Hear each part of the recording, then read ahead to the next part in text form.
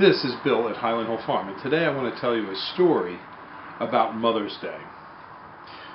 A couple days ago, a man came here looking for a holly for his yard. And when he was ready to pay, he said he also needed a holly for his mom. Now, this man was about my age, so I said to him, well, there's some little perennials outside the window here. Just take her one and tell her it's from Bill at Highland Hill Farm. And so he was very happy to get a free perennial for his mother, and I was happy to give it to him, and we struck up a little conversation. And here's the story of that conversation.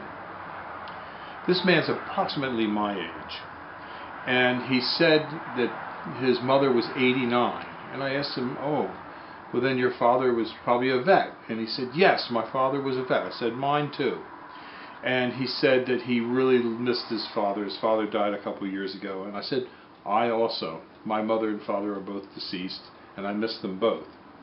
And then he said, was your father in the Army? And I said, no, my father was in the Army Air Corps. And he was saying that his father was in the Army. And he then went on to say that his father was in the Battle of the Bulge and had been captured by the Germans and escaped. And I looked at him and I said, when I was a kid I knew a man who was also in the Battle of the Bulge and he escaped. And that man was a true hero to me because he taught me an awful lot about life.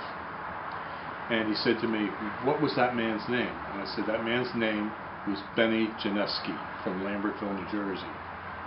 He looked at me in surprise and awe, and he said, that's my father. And so I met Benny The WW2 Jr. I had known his father and his mother from many years ago. In fact, I knew they lived on Rock Hill Road in Lambertville, or Rocktown Road in Lambertville, and that his father had a TD9 bulldozer, and it started with gas and ran then with diesel. You switched it over from gas to diesel. I knew his father was a great mechanic and a great operator of heavy equipment. And I said to him, you know, I knew his father very well. I saw him sometimes daily back in the 60s when I knew him.